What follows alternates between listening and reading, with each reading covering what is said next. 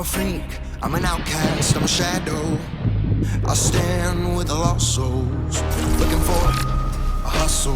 Gunrunner 2. Got a pulse on the streets, I'm the one you won't look in the eye. Yeah, well, I can see what's headed for you down that road. And soon it's coming to take everything you know. When the monster crawls out of the sea, you're gonna need somebody like me. When your brother's got blood in the streets, you better call somebody like me. I was made in the shadows, where the light ain't allowed to go. When the line gets a little blurry, you're gonna need somebody like me. Through the smoke, through the fog, through the boneyards. When your white knight's in his grave, I'm your last call. 'Cause you're about to walk through places they don't know you. If they don't know you, it ain't safe, y'all.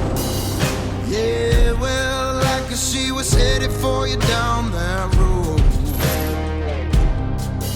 And soon it's coming to take everything you know. Yeah.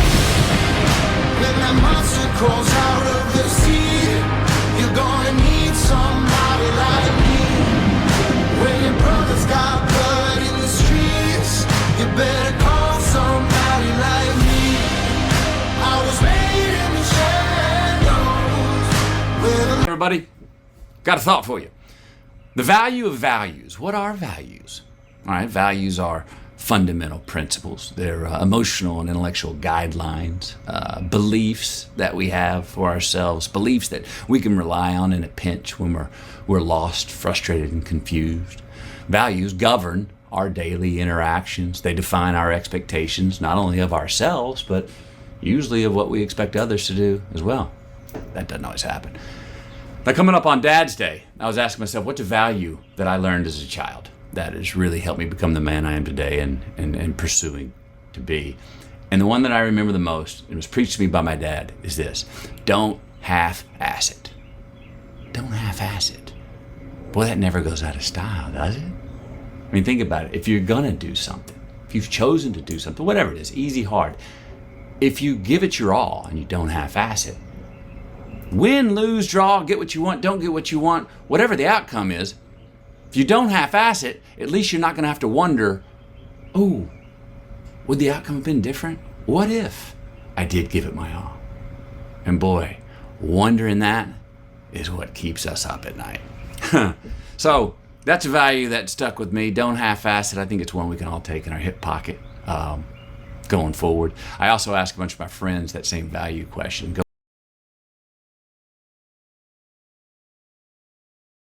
Don't fail, you're not even trying. I'll say it again. If you don't fail, you're not even trying. My wife told me this great expression: to get something you never had, you have to do something you never did. Les Brown's a motivational speaker. He made an analogy about this. He says, imagine you're on your deathbed, and standing around your deathbed are the ghosts representing your unfulfilled potential.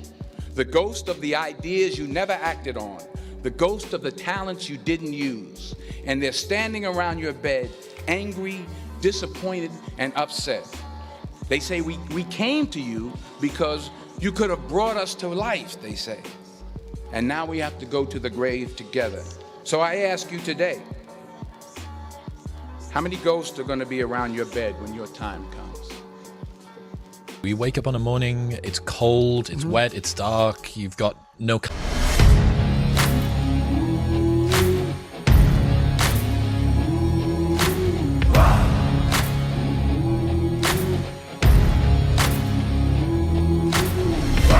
I can hear destiny calling, calling out my name. Failure and dreams both offering, but both offering change. Surrender offers rest, but I die for peace. Don't need your protection, don't need no shield. Now watch me bleed. Now watch me bleed. Now watch me bleed. Now watch me bleed. The winds of life are blowing. It brings doubt like rain. But I would roar like thunder, and I would storm like hail. Rise and fall, both beckoning, both offer change.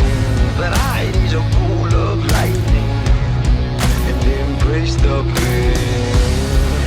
Embrace the pain. Embrace the pain.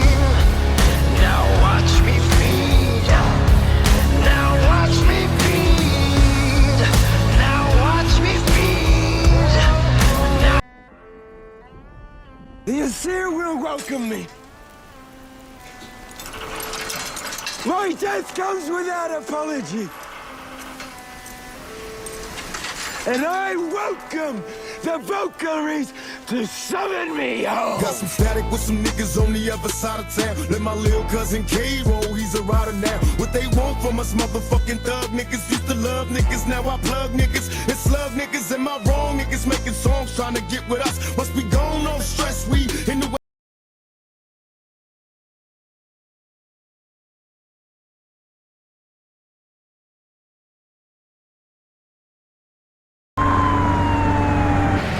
Cletus?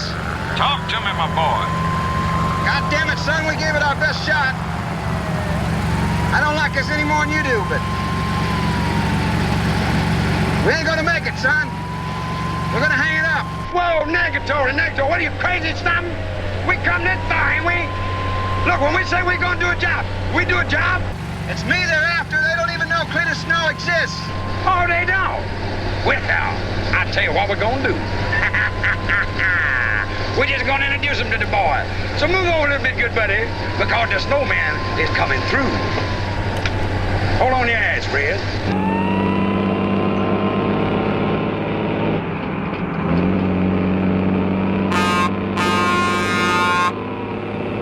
Hot damn, we're gonna make it.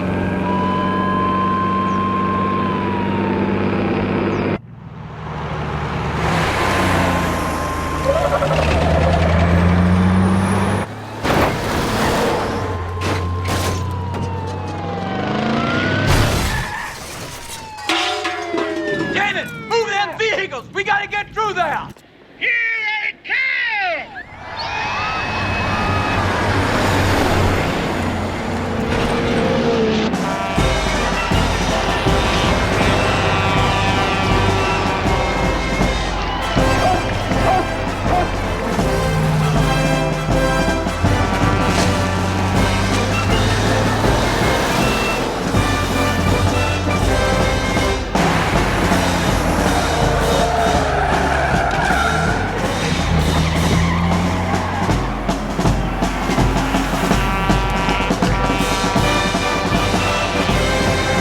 Daddy, you're about to have your evening ruined for you. Bad boys, what you gonna do? What you gonna do when they come for you? Bad boys, what you gonna do? It's 1024, that's our emergency button. That'll be our thing. So. This is Right up here on there? Yeah, this is 315. He's doing a traffic stop. We'll find out. 19, I'll be on 50. I'm gonna shut it off when we pull up. Yeah. Don't worry about it. Yeah, because when I turn my lights on, it turns on the mic and everything, so that'll be recording. So I just turn my back lights on. Am I stand over here by the pole and stuff? I'm good. Yeah, absolutely.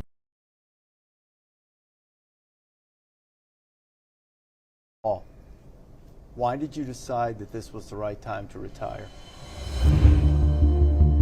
I just have a high standard for how I do things, and if I don't feel like I'm living up to that standard, I'm really disappointed. This team was fun to coach. They came a long ways, and I was really proud, of the way everybody bought in and did what they did to have the success that we had. I wasn't disappointed in the season. I wasn't disappointed in the team. I wasn't disappointed in the players. There's nothing more that I respect than great competitors. And these guys all overcame tremendous resiliency Yeah, that's the biggest part that I think is going to be difficult for me.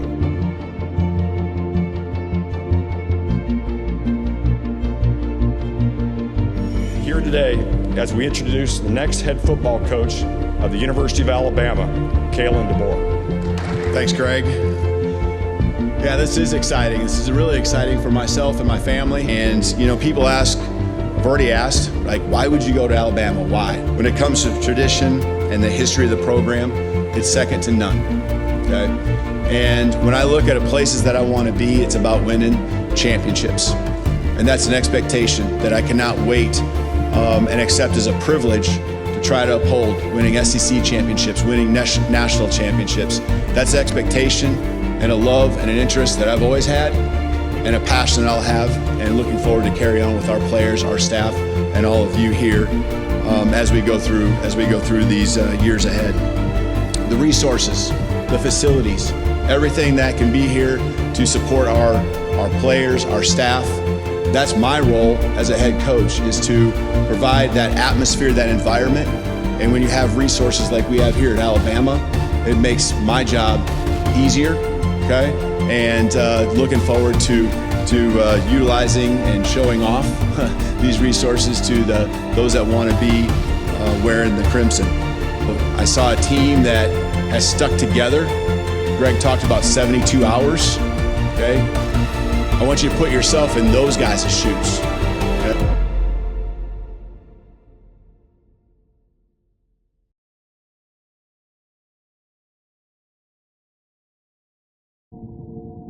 Every champion has felt it. Every king has felt it. Every winner has felt it. Every soldier has felt it. Every victorious person has felt it. The urge to quit. See, in your life, everybody has a turn back moment. You have a moment where you could go forward or you can give up. But the thing you have to keep in mind before you give up is that if you give up, the guarantee is it will never happen. No way under the sun. The only way the possibility remains that it can happen is if you never give up no matter what. Don't you give up on your dream. I don't care if you don't have the money, you don't have the help, and you don't have the background for it, and you don't have the friends for it. Don't you give up on your dream. Don't you do it. Don't you do it. Don't you do it.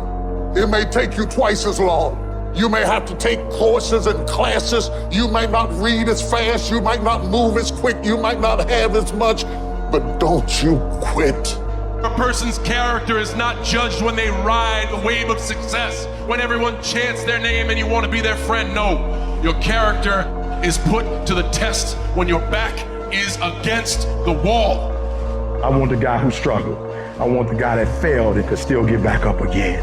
Your problem is your pain has identified you. Your pain has weakened you.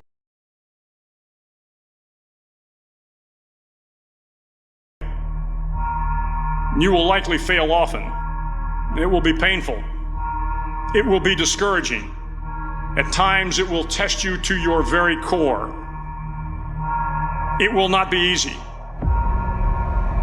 It's all right to fail as long as you fail forward. It's all right, but I need you to have heart, because there's some things you just can't get without perseverance. When things are going bad, there's going to be some good that will come from it. Mission got canceled? Good. We can focus on another one. Didn't get promoted? Good. More time to get better. Didn't get funded? Good. We own more of the company. Didn't get the job you wanted? Good. Go out, gain more experience, build a better resume. Got injured? Good. Needed a break from training. Got beat? Good. We learned. Unexpected problems? Good. We have an opportunity to figure out a solution. That's it. When things are going bad, don't get all bummed out, don't get startled, don't get frustrated. No. Take that issue, take that setback, take that problem and turn it into something good. Go forward.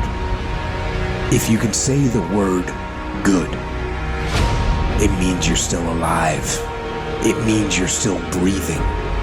It means you've still got some fight left in you.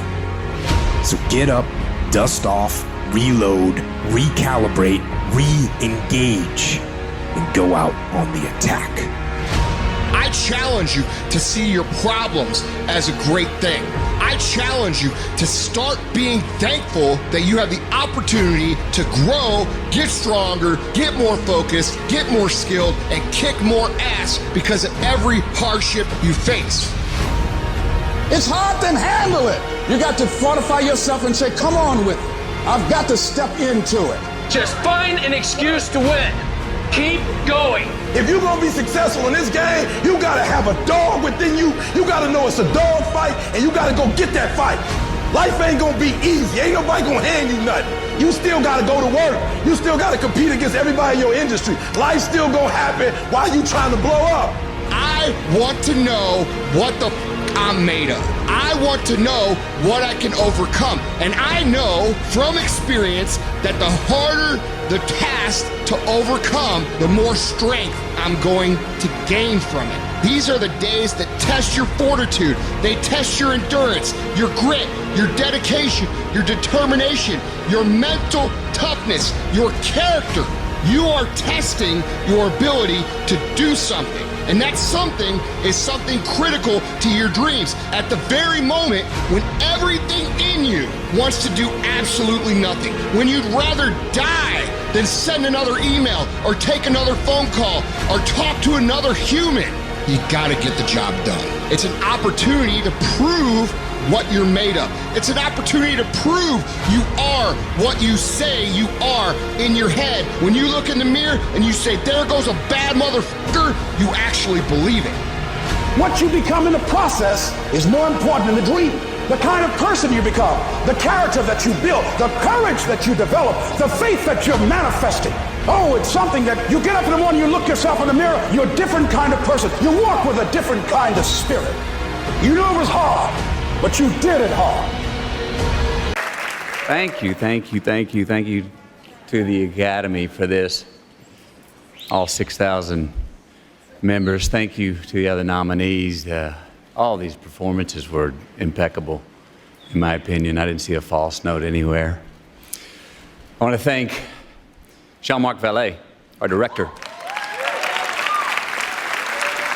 I want to thank Jared Leto, Jennifer Garner, who I worked with daily. There's a few things, about 3 things to my account that I need each day. One of them is something to look up to, another is something to look forward to, and another is someone to chase. Now, first off, I want to thank God, because that's who I look up to. He's graced my life with opportunities that I know are not of my hand or any other human hand. He has shown me that it's a scientific fact that gratitude reciprocates. In the words of the late Charlie Lawton, who said, when you got God, you got a friend, and that friend is you. To my family, that's who and what I look forward to. To my father, who I know is up there right now with a big pot of gumbo. He's got a lemon meringue pie over there. He's probably in his underwear, and he's got a cold can of Miller Lite, and he's dancing right now. To you, Dad, you taught me what it means to be a man. To my mother, who's here tonight, who taught me and my 2 older brothers, demanded that we respect ourselves. And what we in turn learned was then we were better able to respect others. Thank you for that, Mama. To my wife, Camilla, and my kids, Levi, Vita, and Mr. Stone, the courage and significance you give me every day I go out the door is unparalleled. You are the 4 people in my life that I want to make the most proud of me. Thank you. And to my hero, that's who I chase. Now, when I was 15 years old, I had a very important person in my life come to me and say, who's your hero? And I said, I don't know, I got to think about that. Give me a couple of weeks. I come back 2 weeks later. This person comes up and says, who's your hero? I said, I thought about it. You know who it is? I said, it's me in 10 years. So I turned 25 10 years later. That same person comes to me and goes, so are you a hero? And I was like, not even close. No. She said, why? I said, because my hero is me at 35. So you see, every day, every week, every month, and every year of my life, my hero's always 10 years away. I'm never going to be my hero. I'm not going to attain that. I know I'm not. And that's just fine with me because that keeps me with somebody to keep on chasing. So to any of us, whatever those things are, whatever it is we look up to, whatever it is we look forward to, and whoever it is we're chasing, to that I say amen. To that I say, all right, all right, all right. And to that I say, just keep living, huh?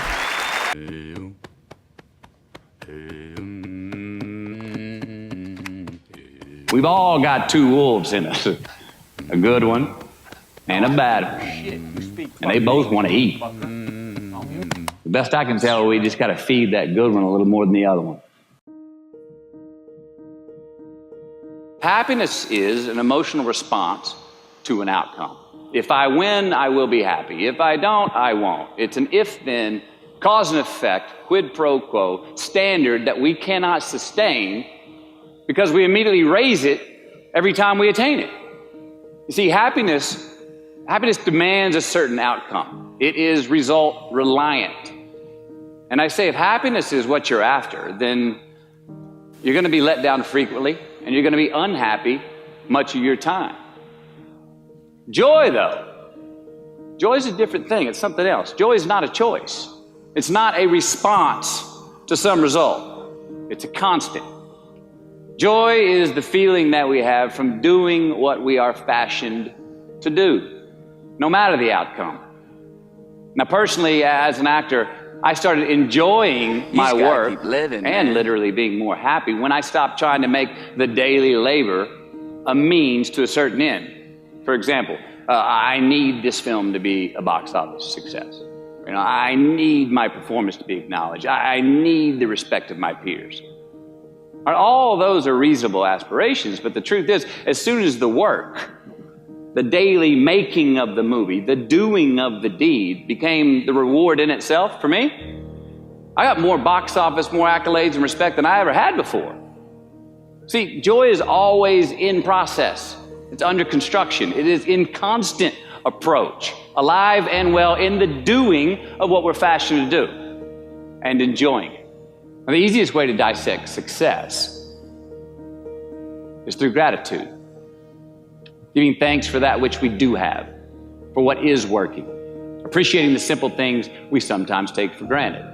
We give thanks for these things, and that gratitude reciprocates, creating more to be thankful for. It's really simple, and it works. Now, I'm not saying be in denial of your failures. No. We can learn from them too, but only if we look at them constructively, as a means to reveal what we are good at, what we can get better at, what we do succeed at. All right, life's a verb. We try our best, we don't always do our best.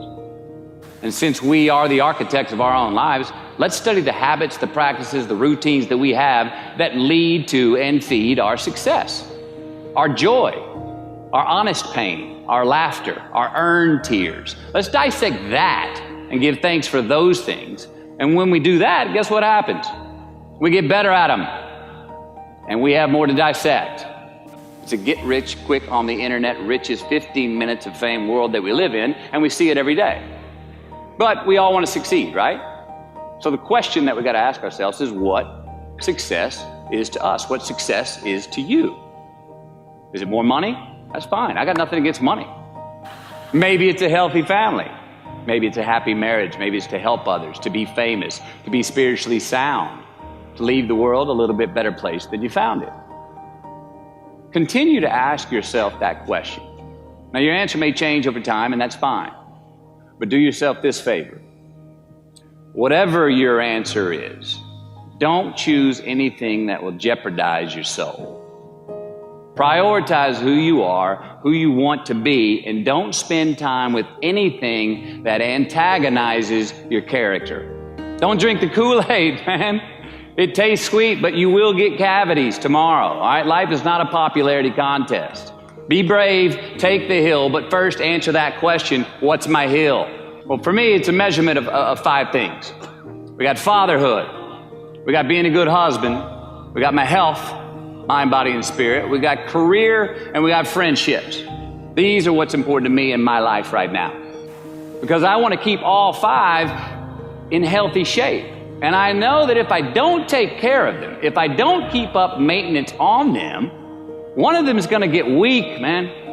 It's going to dip too deep into the debit section. It's going to go bankrupt. It's going to get sick, die even. So first, we have to define success for ourselves.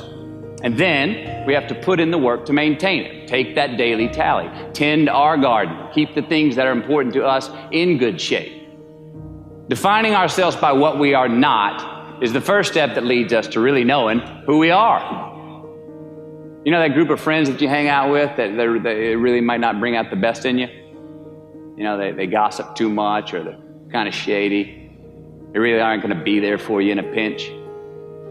Or how about that bar that we keep going to that we always seem to have the worst hangover from? Or that computer screen, right? That computer screen that keeps giving us an excuse not to get out of the house and engage with the world and get some real human interaction. Or how about that food that we keep eating, the stuff that tastes so good going down, it makes us feel like crap the next week, when we feel lethargic and we keep putting on weight? Well, those people, those places, those things, stop giving them your time and energy. Just don't go there. I mean, put them down. And when you do this, when you do put them down, when you quit going there, and you quit giving them your time, you inadvertently find yourself spending more time and in more places that are healthy for you, that bring you more joy. Why? Because you just eliminated the who's, the where's, the what's, and the when's that were keeping you from your identity. Like, trust me, too many options, I promise you this, too many options will make a tyrant of us all. All right, so get rid of the excess, the wasted time. Decrease your options. And if you do this, you will have accidentally, almost innocently, put in front of you what is important to you by process of elimination. Knowing who we are is hard. It's hard. So give yourself a break. Eliminate who you are not first, and you're going to find yourself where you need to be. Make voluntary obligations. I'm talking about the ones that we make with ourselves, with our God, with our own consciousness. I'm talking about the you versus you obligations. We have to have them. Now again, these are not societal laws and expectations that we acknowledge and endow for anyone other than ourselves. These are faith-based obligations that we make on our own. These are not the lowered insurance rates for a good driving record. You will not be fined or put in jail if you do not gratify these obligations I speak of. No one else governs these but you. They are your secrets with yourself, your own private counsel, personal protocols. And while nobody throws you a party when you abide by them, no one's going to arrest you when you break them either, except yourself. An honest man's pillow is his peace of mind. And when you lay down on that pillow at night, no matter who's in your bed, we all sleep alone. These are your personal Jiminy Crickets, and there are not enough cops in the entire world to police them. It's on you. It's on you. We do our best when our destinations are beyond the measurement, when our reach continually exceeds our grasp, and when we have immortal finish lines. And when we do this, the race is never over. The journey has no port. The adventure never ends because we are always on the way. So do this, and let somebody else come up and tap you on the shoulder and say, hey, you scored. Let them run up and tap you on the shoulder and say, man, you won. Let them come tell you, you can go home now. Let them say, I love you too. Let them say, thank you. Take the lid off the man-made roofs that we put above ourselves and always play like an underdog. You can call me anything that you want, but don't ever call me a self-made man.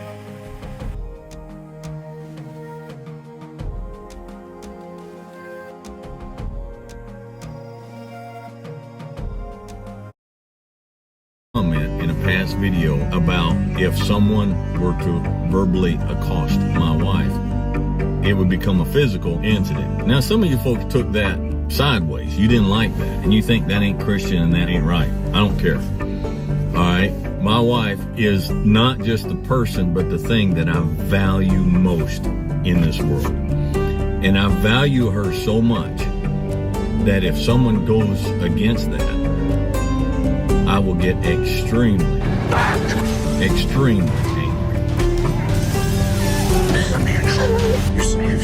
I love you. If you don't hold with that, that's okay. You do what you think you need to do in your life. I don't know what to say, really. 3 minutes till the biggest battle of our professional lives. All comes down to today. And either we heal as a team, or we're gonna crumble. Inch by inch, play by play, till we're finished. We're in hell right now, gentlemen. Believe me. And we can stay here, get the shit kicked out of us, or we can fight our way back into the light. We can climb out of hell. 1 inch at a time. Now, I can't do it for you. I'm too old. I look around, I see these young faces, and I think, I made every wrong choice a middle-aged man can make. I pissed away all my money, believe it or not. I chased off anyone who's ever loved me. And lately, I can't even stand the face I see in a mirror. You know, when you get old in life, things get taken from you. I mean, that's part of life. But you only learn that when you start losing stuff. You find out life's this game of inches. So is football. Because in either game, life or football, the margin for error is so small. I mean, 1/2 a step too late or too early, and you don't quite make it. 1/2 second too slow, too fast, you don't quite catch it. The inches we need are everywhere around us. Hell yeah. They're in every break of the game, every minute, every second. On this team, we fight for that inch. On this team, we tear ourselves and everyone else around us to pieces for that inch. We claw with our fingernails for that inch. Because we know when we add up all those inches, that's gonna make the fucking difference between winning and losing. Between living and dying. I'll tell you this, in any fight, it's the guy who's willing to die who's gonna win that inch. And I know if I'm gonna have any life anymore, it's because I'm still willing to fight and die for that inch. Because that's what living is. The 6 inches in front of your face. Now, I can't make you do it. You gotta look at the guy next to you. Look into his eyes. Now, I think you're gonna see a guy who will go that inch with you. Hell yeah. You're gonna see a guy who will sacrifice himself for this team because he knows when it comes down to it, you're gonna do the same for him. Hell yeah. That's a team, gentlemen. Hell yeah. And either we heal now as a team, or we will die as individuals. That's football, guys. That's all it is. Now, what are you gonna do?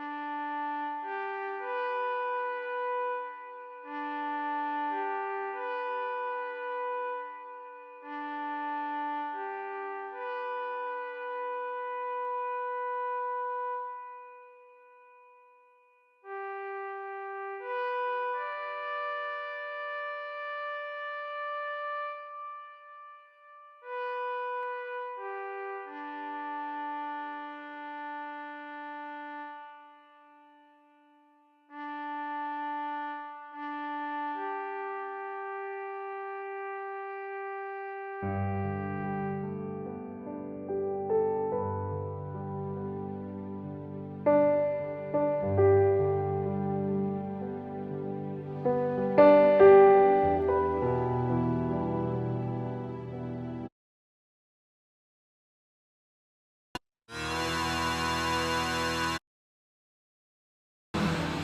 after it, I'm going to be struggling to find who's next. Really? Who the fuck is next?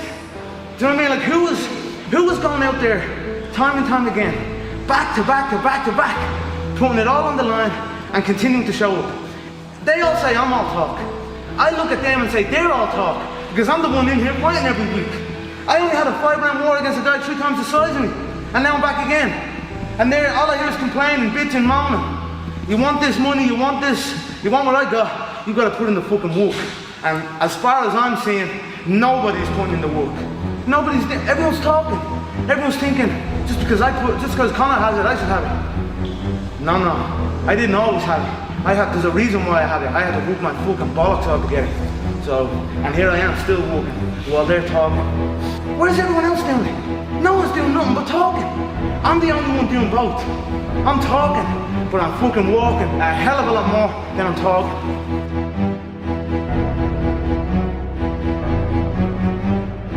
One thing that discipline definitely does help you with is it helps you get things done.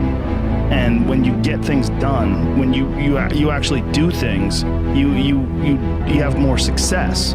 If you have more success, sometimes a big part of success is just not being lazy and just doing it. Yeah. That's like 90% of it is just showing up. Get there and start working. Like, you're not gonna feel perfect every day. If I only worked out when I felt good, I'd be a fat because there's a lot of days I don't want to do it. I mean, it's pretty much the same with everybody that actually gets good at something. There's got to be those days you push through, and they're probably going to be more numerous than the days you don't. And so the benefit of discipline in my eyes has always been that through discipline I get things done. Our bodies, for whatever reason, most people, their associations are to avoid anything that's uncomfortable. But it's so illogical, because when you look at comfort and you look at success and progress and the feelings of accomplishment and of getting past certain hurdles in terms of like how you feel about life, a lot of those are connected to discomfort. Like, discomfort is your friend. It really is. Like, discomfort and not being happy and content with certain situations in life or certain feelings in life, they're massive motivators, and they're amazing at facilitating change.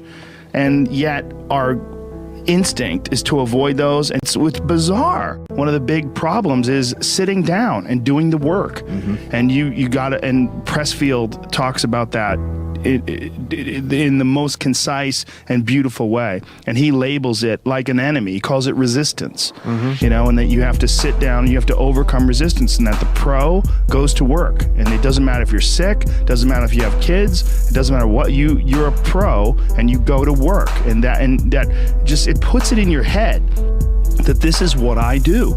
This is what, and you have pride in that. Yeah. You're doing the work. Yeah. And out of that work, gems blossom. Show up again tomorrow, and tomorrow out of that dog a flower will emerge.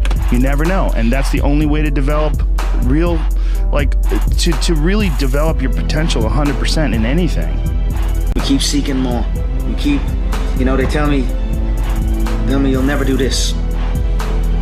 You'll never win world titles. I've done it consecutively. So we keep pushing the envelope. Keep going.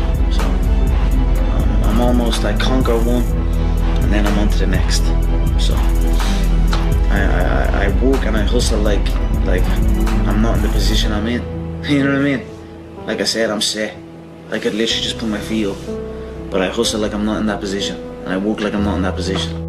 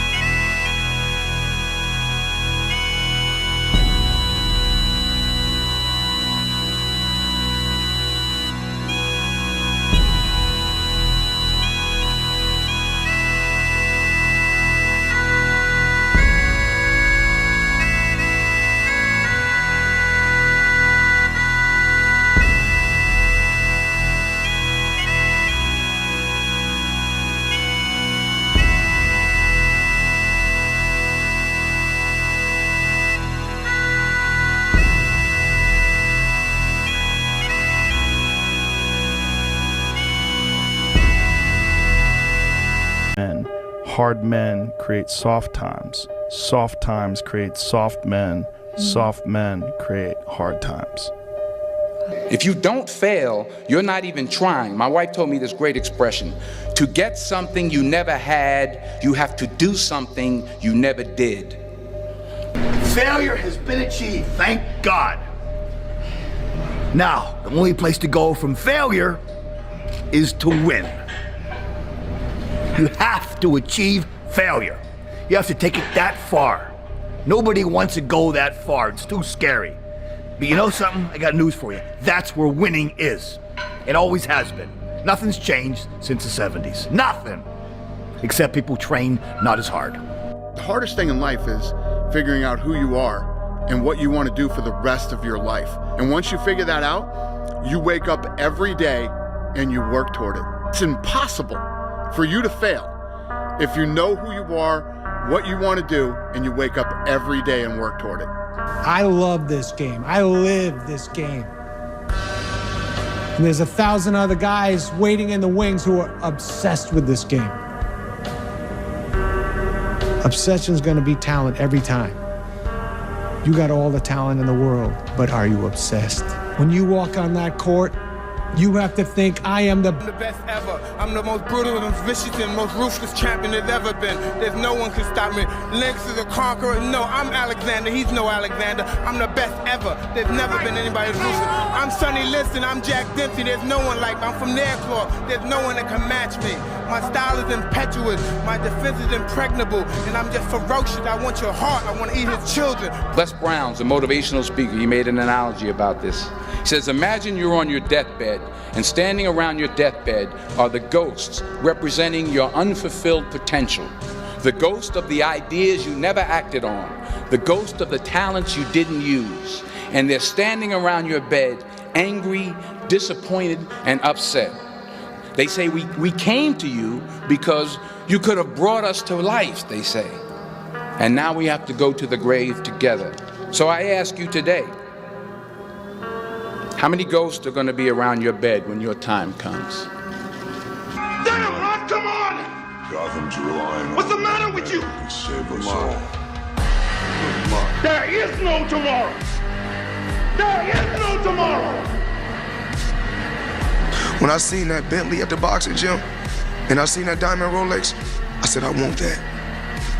And I knew what it took. So I know when my opponent is asleep, I'm out there at 4 or 5 in the morning, chopping trees, working, to this day. Because I can retire today. I'm well off, very comfortable. But I got the will to win. The truth in front of you is it sucks. It's painful. It's fucking mind-numbing. Because this is what it takes, creating another voice and sometimes going at it alone. All the time going at it alone, because no one's gonna believe it. That's that. Work, work, work, work. No results, but I'm a little bit better. Work, work, work, work, work. Work, work, work, work. No results, but I'm a little bit better. Work, work, work, work, work. No results, I'm a little bit better. Work. Boom. Just got paid. I just got paid. And it looks like overnight success. Yeah. It's like, oh, shit. It happened in here. No, bro. It doesn't. Sacrifice temporary fun for permanent dreams, or sacrifice your permanent dreams for temporary fun. And you have to learn how to fail. A lot of us have big dreams, big goals. And when you have goals that are maybe outside your reach, you have to know that getting Do you know how this works? If you want to be king, you must kill me.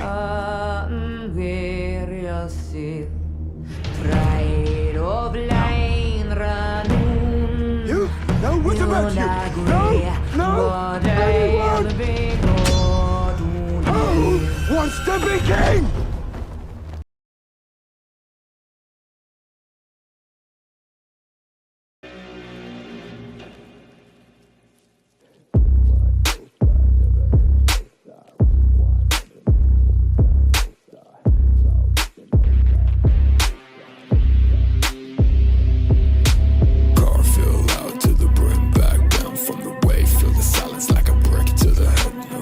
Stay sick like a spine on trial when I'm